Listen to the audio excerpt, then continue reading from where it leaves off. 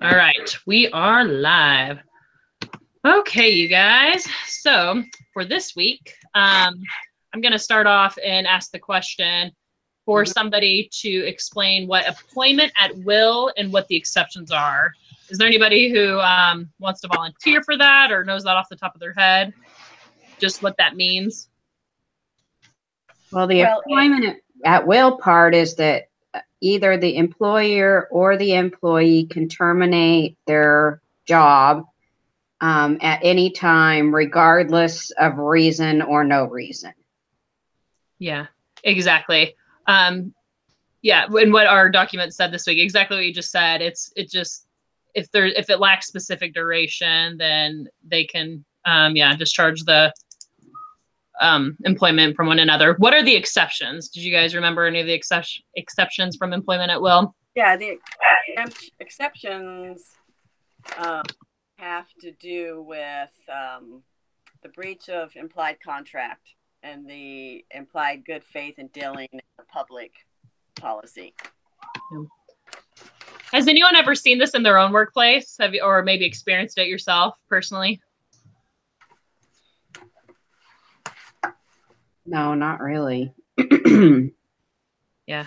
I was thinking about just contracts and another thing like exceptions. I know, for example, if there's specific bonuses or you have to work a specific time, but I've never had it happen in my life. But yeah, I remember my ex-husband one time had a contract and he ended up leaving and we had to pay back a certain amount of money that he got for a bonus. So that was kind of lame. But yeah, if you breach the contract, then you gotta pay back. So anyways, just moving on. So I thought this week was really interesting, the case study with Terry and Phil. So we'll just start off. We're going into step 2, but let's talk about Terry first, and then we'll focus on, Phil. What impact do you think does Terry have on the company's bottom line? So Terry's position, thinking about what he does, what impact does that have just over the company in its entirety, if that makes sense? Yeah, it does. I mean, so he's not a full, participator. He's not earning his money, but that's how the bosses want it, because they want him in there. Yeah. Anybody else? Yeah. Oh, sorry. Go ahead, Michelle. Well, now we're talking about, I'm sorry, the obligations that they have, or we're just talking about like the bottom line, like the financial impact on the company. What does Terry, what does his position? So if they ditch Terry, I mean, they're kind of in a better position because they're not paying for dead weight. I mean, at this point, they're paying for somebody to keep the chair warm. Yeah. True. Yeah, true.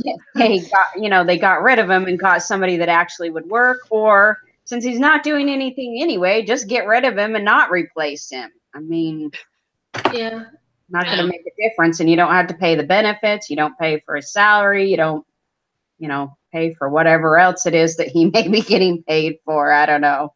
Right. Yeah. What I don't understand is if this 27-year-old woman, we don't have a name manager, we call her manager, I guess. If she's also gung-ho on being so blunt with all of her people under him, I don't know why he's just not blunt with the CEO bosses. He sits there and always raves about how just will say whatever he wants to say, and he wants everybody to hear what he really wants to think, what he thinks, but he won't talk to the bosses and the CEOs. Yeah. Not true. Oh, sorry. Were you going to go? Crystal, were you talking? Sorry. I was just going to say that one thing that I was thinking about, that what a way that it would affect the bottom line that we might not think about other than just the salary, is the employee morale, like his attitude. Yeah. Maybe a little bit more infectious, and some people, that guy's slacking off. Okay, maybe I could slack off or whatnot a little bit. I mean, I don't think it's actually happening, but potentially it could. No, that's true. That's a good point. I think a lot of times there can be people who help build morale, which in turn makes your company more productive. I thought just in Terry, and I'm sure I, again, don't have experience with this. I've seen it through my ex-spouse and through siblings, but I thought it was interesting with this specific case. Like Terry came in, he didn't really have any experience, but he was the scuba instructor, right? For some of the students, which were the CEOs of the company. So he kind of almost got this free ride into the company. Well, he did. Yeah, exactly. Past any of the interviews, they were all really low. Yeah. So I don't know why the manager is so worried about him. Well, about Terry not doing any producing and paying for his pay. And the CEOs, the managers aren't, except that the 27-year-old girl manager, she's really quite. She wants everything to be exactly her way and her team to be the best. And yeah, it's so. And let's move on to Phil. So, kind of the same question: what impact do you think Phil would have on the bottom line of the company? And Phil is, and I'm sure you guys just read it, but he was the person who wasn't like a technology person, and he also was really sick recently. So what are your guys' thoughts on that one in regards to Phil versus Terry? Because he contributed more of the team and actually it seemed like more knowledge, but. Well, what concerns me with Phil was that he started out strong, but then faded away. Mm-hmm. Yeah. But then you also wonder, do you think that faded away part happened because of his illness? You know what I mean? Because when you don't feel good, you're just putting in the bottom bare minimum to get by every day. Mm-hmm. And so maybe that's kind of what happened with him too at work, even, that he was just feeling so cruddy because of his illness that he just wasn't putting forth the effort that he could have done. But Phil wasn't, he was never a technology person. I mean, he had brought in because they acquired the company he was in. Nothing but a phone call answer. He wasn't a techie guy, and then they in a techie position, and of course they get her, who wants everybody to be all techie, except let's don't forget Rachel, who was the lead leader or something before. Mm-hmm. She wasn't a techie person. Yeah. Well, I'm sure he gained some of the skills while he was there, I would imagine. I mean, being there, he gained, like, you can come into a job that you don't necessarily have all the skills for, and you can just land in there and then gain those skills while you're there. Right. Well, he has the experience. We had this actually happen at my job. We had a girl that was a teller. So she was, out dealing with the members, handling a cash drawer, all that stuff. And then she got MS. And so she couldn't stand at a teller line anymore to do her job. She needed to have a job where she sat down. And so she was moved to our area, the credit card department, to do the job, or, basically to still have a job, but not have to stand. And so we said, okay, we'll take her. And we assumed that she would be able to handle all the other responsibilities and duties within our department. But we decided, well, since she is a teller, she knows financials, she can handle a cash drawer, that kind of stuff, that we'll put her on, our large payments, things like that were financially clerical jobs. And then we'll train her on answering the phone just like we do any other employee that comes to us. And we tried to, and then eventually her doctor said, she can't answer the phone. It causes her too much stress, which I think kind of was a little, I don't know, shady a little bit, but it was what it was, and we couldn't do anything about it. So I think there are, times when they do learn skills that work. And sometimes there's where you kind of, in a way, create a job for them to be successful in your department, even though that's not something you typically did. So they talked about something about, doing kind of a customer service type job within their department. So I think that if they could focus on doing something like that, where he is already good at it, and making, taking away some of those customer service type jobs from the others that can do the coding or whatever technical stuff, then he could be successful. Yeah. That kind of leads perfectly into the next question. Sorry, screaming child. So it's like the fingers under the doors when you're trying to go to the bathroom without them. Single parenting while going to school sometimes is a disaster. Okay. But going into the next question, and then I might disappear for 2 seconds just to tell them to go away from the door. So what we're learning about employment at will and the exceptions, what legal obligations could the manager have to both Terry and Phil? Because they're two different type of, you've got like discrimination possibly now with his liver issues, disability discrimination, kind of, Michelle, like what you're talking about with your experience. What are now how do you handle the employment at will, and what are the exceptions? What do you do? What are your guys' thoughts on that? Well, I think at the beginning with Terry, they've given him quite high scores, and now he's trying to give him lower. She is trying to give him lower scores. Okay?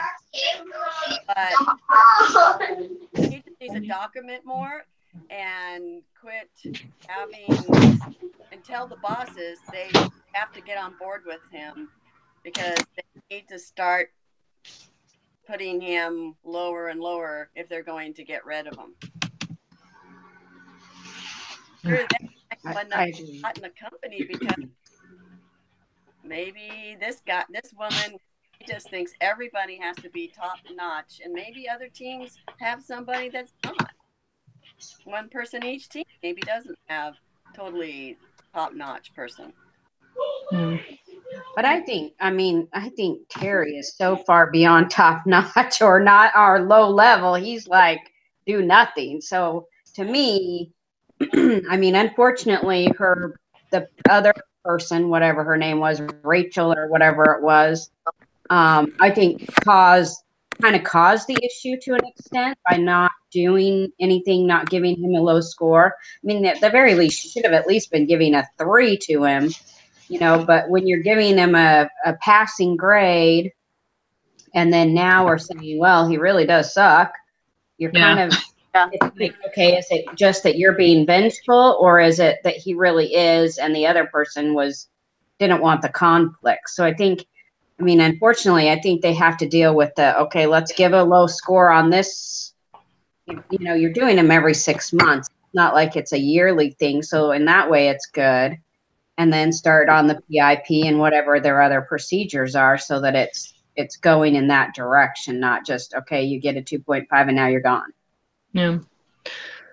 So what do you guys think are the, kind of going off what you just said, Michelle, and Carl, I might throw this out to you because you were talking about Phil, or Terry, where his performance started off, but then just kept going down. So now we're talking about one of the questions here in our paper this week says, what are the ethical obligations does the manager have now to the company? So now you're looking at the company as a whole. You're the manager. What are your ethical obligations with Terry and Phil, and coinciding that with the company? Well, ethically for the company, I've got to do my best to make sure that it's productive and that it turns a profit when it just comes down to it. Mm-hmm. And it sounds cold-hearted, but you've got to get rid of the people that can't do the job. Yeah.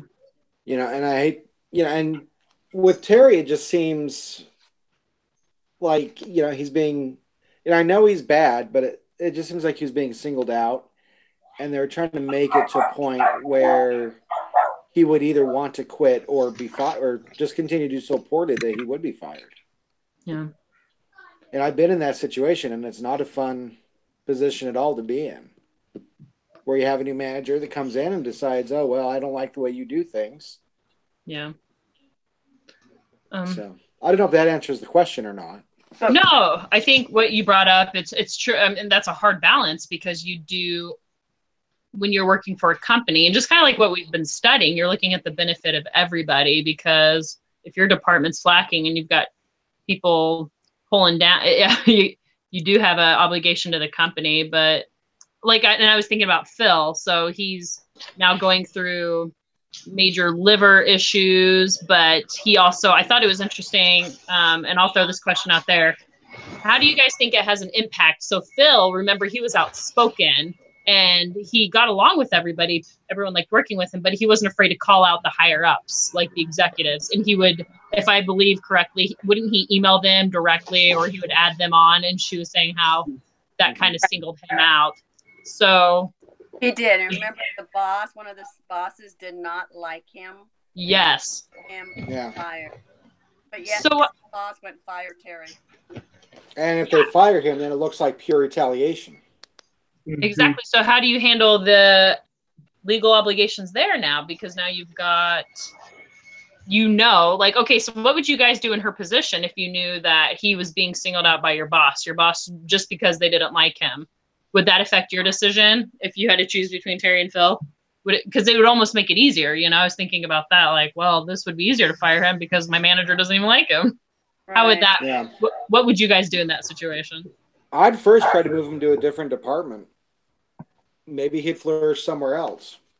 Yeah. But if that wasn't a possibility, then ultimately you've got to do what your boss wants you to do. Well, I think also giving them the time to talk to him, sit down. I mean, obviously she was a blunt person, so why is she not blunt with him? You cannot email these people, cannot challenge them on everything. If you don't like it, let's talk over it between the two of us and see if we can come up with a solution. And then maybe I could go to them, or, and then also, okay, your work is not up to par right now. I realize you've been sick. Let's see if we can get you more, blah, blah, blah.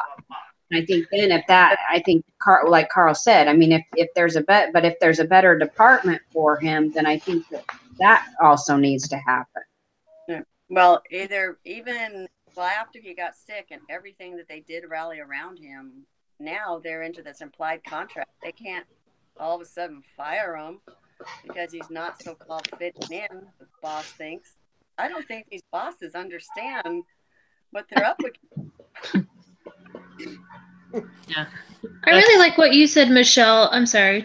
No, go ahead. I was I really think that would be a good conversation to have, because sometimes people don't realize they're stepping on toes. And if the boss is so the bosses haven't actually said it, then he may not be even aware that he is doing something inappropriate and that the boss is frustrated by, because most people are like, oh, that's annoying, but I don't like that person, but they don't ever approach them and communicate their frustration. And so if you did want to fire him, you would open yourself up to liability because of his illness. And yeah, it is firing at will, but I'm sure a lawyer might be able to find an angle to try to, if you're just letting him go because, boss doesn't like him, but never actually communicated that. You know what I mean? Could be they would not very good. I don't think in either one of these cases they really did much documentation of what was expected of them, and then they didn't do it. I guess if you got that PIP or whatever, then they said that they would say, you're supposed to do this, and then the minute you didn't do that, then you were able to be fired if you were in PIP. But neither one of them had gotten a PIP. So yeah, PIP is pretty humiliating too. Yeah. Right. Mm-hmm. And the way that my company has dealt with it is they give someone a PIP because they want to fire them. Yeah. You know what I mean? And they want to come up with some way to trip them up and have their documentation. That's what their PIP was. So PIP's just not this company, huh? It's across the board. Oh yeah. At least for my company it is. Yeah. It has different names, but it's from Google or Microsoft or something like that. It was a policy in one of those companies that they brought over. Mm-hmm. Well, weird.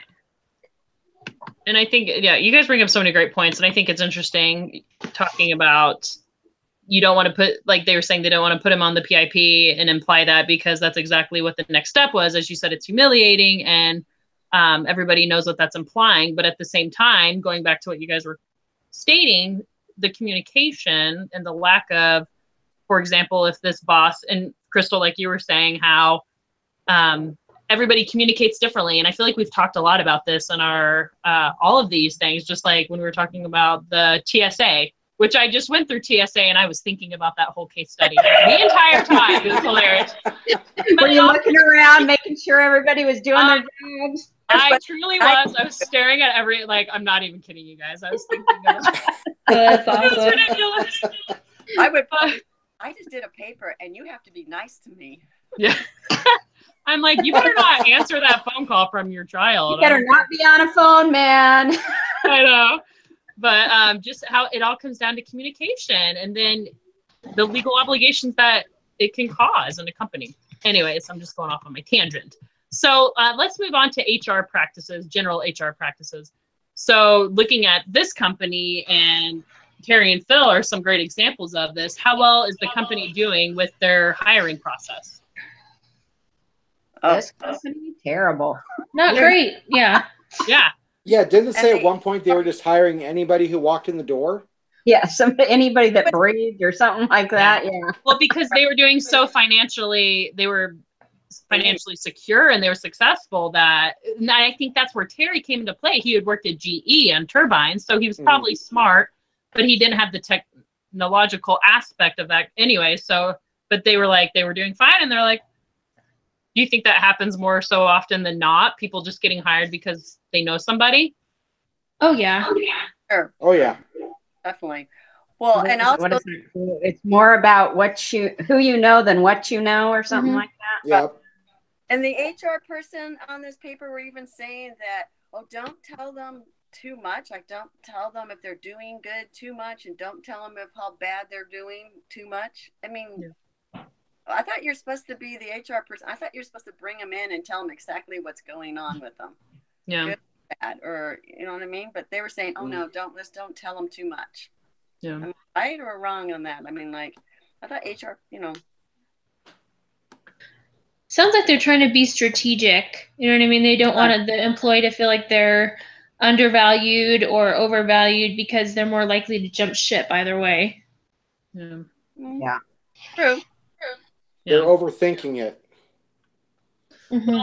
And I'm looking at these questions, and we kind of already covered a lot of these, but let's talk about hiring and also how do they manage people and give them feedback. And we kind of somebody brought that up, how what do you think the feedback previously to how it currently was now being handled? What do you think the main differences were? And is there anything that you guys think they should change, or just in regards to management and feedback? We kind of already talked about it, obviously, with Phil. You brought up, Crystal, I think it was you brought up a good point saying, well, he might not even be aware. So how should HR and management handle that? How should they give feedback to their employees so they avoid this very scenario? Be more honest. Yeah. Do you think brutal honesty is a better way to go about in the business world? Maybe not brutal, but yeah. It up. You're terrible. You look weird today, kind of thing. Maybe not that, but yeah. They were saying something about if you don't let people know how they're doing, then they're going to assume maybe they're going to get a promotion, or they're going, you know what I mean? Mm-hmm. They're doing great and they're not doing anything wrong. Like how, Crystal was saying about Phil I'm not doing anything wrong. No one's telling them. So, and if you don't tell them and the person doesn't get a promotion and instead you get fired, then that's when you get a really angry employee leaving. Yeah. So let me throw this question out there. This is just one off the top of my head. Everyone has different personalities, and everyone, which brings strengths and weaknesses in different companies. How in HR are you going to handle the different personalities when it comes to feedback? Anybody have any experience with that? A lot of patience. Usually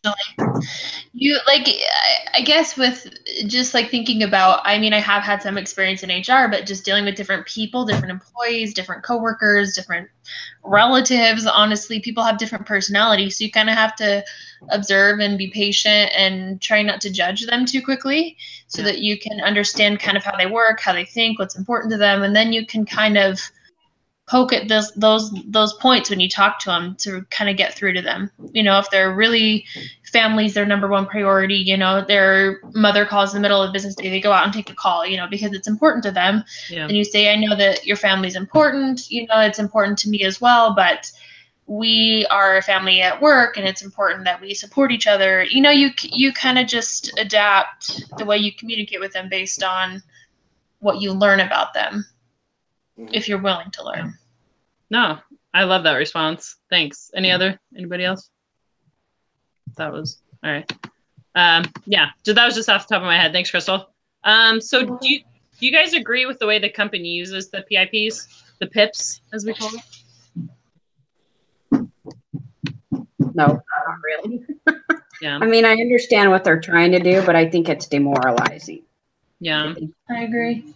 You're saying you want to do an improvement, but really what you're trying to do is line your ducks in a row to fire them. It's not like you're really trying to find a way to improve them.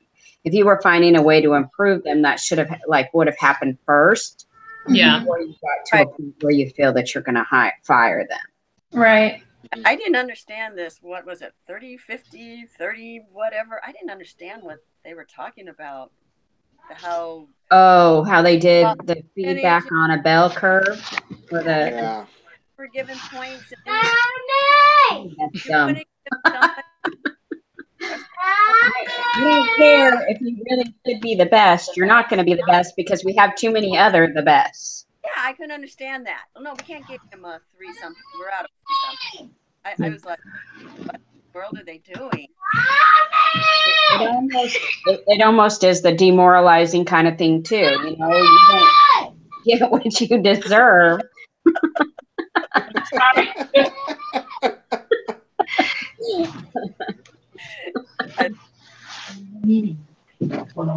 Okay, let's see.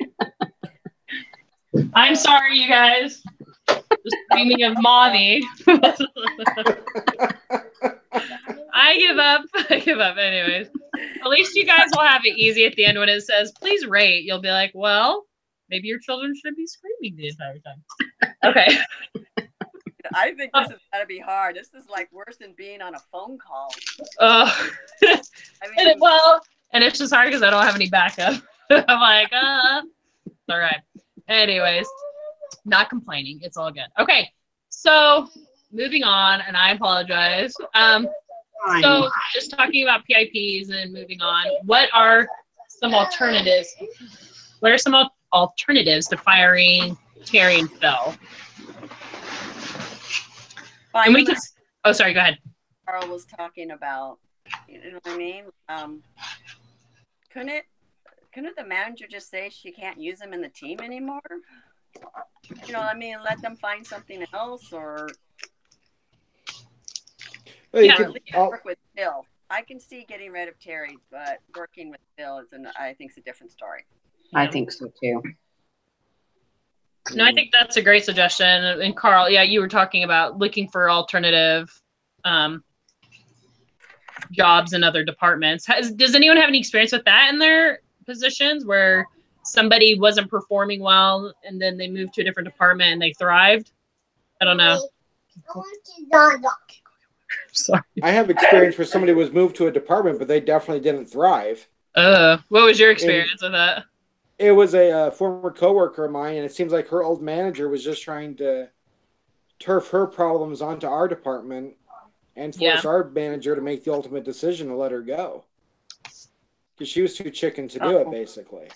Interesting. Oh, okay. Mm-hmm. So if this it's true. So if this manager passed him on, people would just say, "Oh, I'm not taking this." Yeah. Yeah. Well, with this situation, you know, we had the open position, and it was, oh, here, you know, this person's really good in our department, but she wants more responsibility. So why don't you take her? And then after a couple of months, we realized just what a disaster she was. They were lying to get rid of her, basically. No. That's kind of ridiculous. I think. Yeah, that's state government for you, though. Oh, yeah. Well, I know that. And that probably happened. I don't know. I've seen that in big corporations, too. Everybody you're trying to keep people internally, and people have their strengths and weaknesses, but it almost seems like instead of dealing it and going back to what we're talking about, the legal implications, I think a lot of people want to avoid that. So it's easier, like you're saying, Carl, to just move them to a different department and let somebody else handle it, because for the fear of the legal issues it could cause. Yep. I don't want to stick my neck out there. I'll let somebody else do it. Yeah. And I also thought it was interesting in our reading this week how we learned about in the US, it's actually easier. So I can't even imagine in other countries like Europe, they were saying how it's such a longer process. I mean, I just feel like going back to the bottom line of a company, how are you profitable when you have that many restrictions? And I know it's in other countries, you hire them, you've got them. Yeah. Like you buy it, it's yours. Because you walk out, it says no return. You go, oh, what do you mean? I was going to return this maybe. Nope. It's yours, you bought it, yours, you hired them, it's yours. That's hilarious. So are there any creative options that might work for Terry or Phil that you guys can think of? Like if you were in that position, I know we've talked about, placing them others. Is there any other thing anybody thought about? I was thinking about this. I would give Terry his full responsibilities, like what would be expected from anyone else. And when he drowns himself, then he drowns. Yeah. Because right now they're floating them a lot all the time, and they're never saying anything too much, except now he's starting to say, I'm giving you a lower score. Yeah. But no, I just think that they should give him the full responsibility. And now on Phil, they should train him and find him a good spot even on that team, and use all of his good traits to help. Like they were using him as a liaison or to help other companies understand what they do or something in their company. Yeah. So he must be a personable guy. Yeah. Something I thought about, and I think we're starting to see more of this in the workforce, is working from home. And I don't know if that would be a possibility for Terry or Phil, but sometimes I feel like people can thrive better. Some people can't, it's the opposite. But I was thinking, I wonder if either of them could do their job from home, especially, for like Phil, who's been dealing with liver and issues. Do you think people can perform better if they're working out of the house? What do you guys think of that, like in the future too? I work from home and I love it. Yeah. At the beginning of the year, my attorney and we talked about actually getting an office, and it was a 30-second conversation where we ended up laughing because we both work a lot better from home. Yeah. And so with my wife's health difficulties, it's just, kind of like with Phil, where it's easier. Yeah. A lot less expensive. Yeah. And when Phil has bad days, he can go lay down and pick work up later. Yeah. When he feels more up to it. When you're in an office, you don't have that opportunity. Except that if, in my case, my husband moved his office home, and he was at the house for at least 5 years before he sold the company. It wasn't my house anymore. Yeah. I could vacuum when I wanted to. I could be noisy when I wanted to. I had to listen to all the phone conversations. It's just awful. That's why funny. I don't ask my wife about it. Yeah, he didn't ask either. He just brought it home. I was like, what? That's funny. It is definitely, that's a whole nother conversation. The dynamics? I personally would not want to work from home, but I think that maybe it could be good for Phil, but I think also just getting Phil back into the work environment could be healthy for him too. Just to get back into the swing of things, get back into what he was doing all right in, and maybe we could, if we give him more time and a little bit more patient with him, give him time to thrive a little bit more. I mean, it is a bit of a learning curve, and after you have him in work and getting back into it can take some patience on everybody's part. For sure. Yeah. All right. So we've pretty much gone through the majority of the questions, but now I have already read the final wrap up. It says to give the group some time to read the rest of the story. So pretty much what happened, the outcome. Has anyone read that? It's supposed to give you the group password, but it was just it was available. I just pulled it up a couple minutes ago and perused it. Do you guys want to look over that real quick, or has everyone read it? I just don't want to. Carl hasn't read it yet. I haven't read it, but okay. You can. And I can even summarize it, whatever you guys want to do. If everyone wants to pull it up real quick and just, it's really quick. It just tells like what happens with Terry and Phil, but. I have it here. Okay.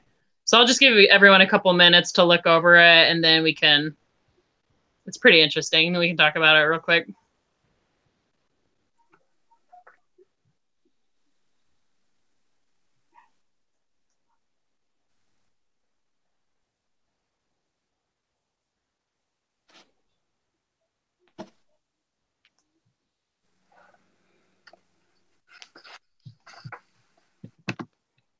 Will you guys read it? I'm going to go give my son a shot real quick. Go get him. Living the dream. Oh, she's talking seriously. A shot. Hey, as long as he doesn't get 3 names, I think he's okay. No, I think he has diabetes. Oh. Right?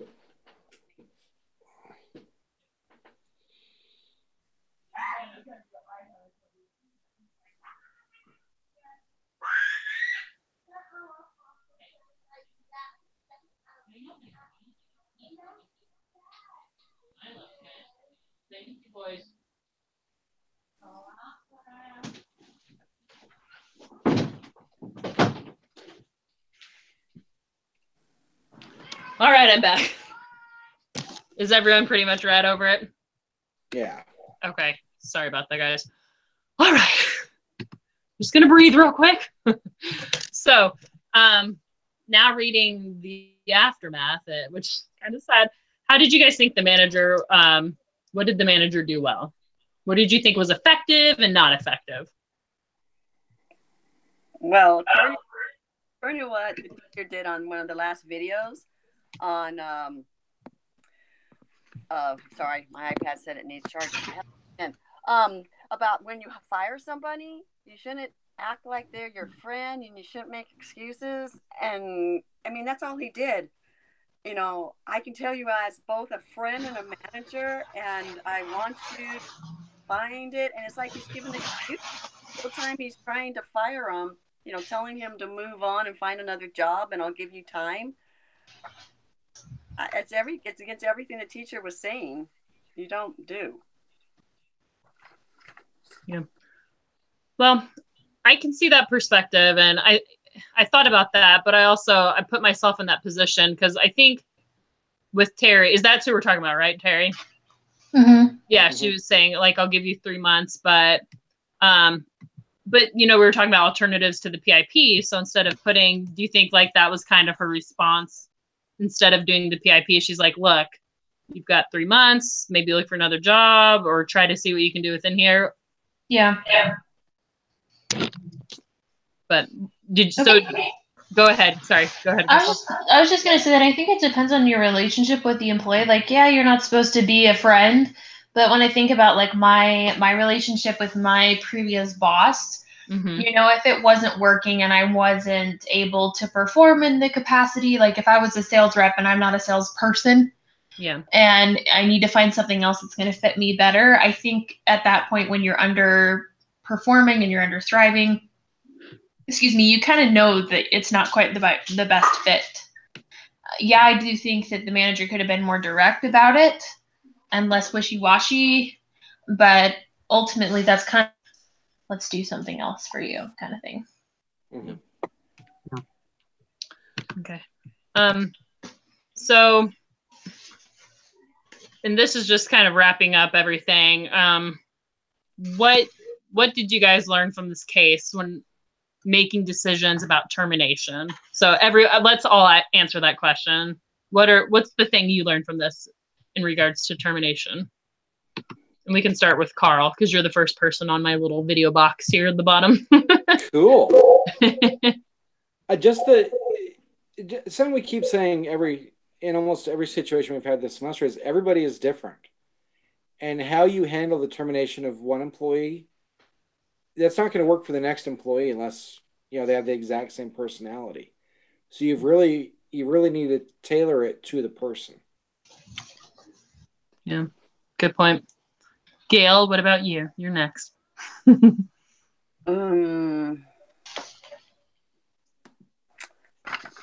me the question again. What did you learn about, like, in regards to termination in that process through this case study? I'm thinking if you have a good case and it's been going on for a long time and you're working on getting the person out of your group or out of the company, you might as well do it sooner than later, because you can see what happened with Phil. Eventually he got sick, and then it cost the company a lot more money and time. And also, you can't fire him when he comes back, because it would be a breach of contract, because they've given all this money. They donated their vacation pay to give him money to, you know, from him not getting paid as much. And Terry, they just let him keep going on and on. All I saw was people had a case to sue once they got terminated. That's it. Awesome. Thanks, Gail. I know, I was just thinking about Phil. That was actually really sad because he ended up getting a brain tumor and dying. I'm like, oh, that's horrible. Anyways, Crystal, what about you? I think what I learned is similar to Carl. Just every situation is unique. And then to just be, just like in HR in general, like I was saying, just to try to be patient and understand the person instead of like what their perspective might be before you make assumptions. Yeah, very true. Thanks, Crystal. What about you, Michelle? I think the thing that I learned was, or maybe take away from this more, is you got to be honest. Whatever they are, you got to put it down. I mean, if they're doing a horrible job, you need to put it down. These are the things I need to improve on. And if they're doing a great job, then yes. I mean, I understand their policy of don't give too much, don't give too bad. But I think if you're not honest, you're setting the company up for a problem. You know, you're saying that, oh, he was a 3.5 when really he should have been like a 0. I mean, yeah. So I think I think being honest is more important in the long run than being wishy-washy. Yeah. Yeah. And yeah, all great comments. And I'll just end it and throw it out. Something I realized with this, if I'm ever in this position, I was like, my first thing is I want to make sure I would understand the rules within my company. So, because, and kind of going off what you're saying, Michelle, like you can be honest. And then if you also have this set of rules, then they can't, it's like, how can somebody, I don't want to say fight back, but if you're being honest, you've given them the warnings according to your company, or, you know, if you're following that set of procedures, then you've done everything you can, you know. But, and yeah, going off what everyone else said too, I think every case is different. So I don't ever want to fire anybody in the future. Anyways, all right, I'm going to stop recording and then we can talk about it.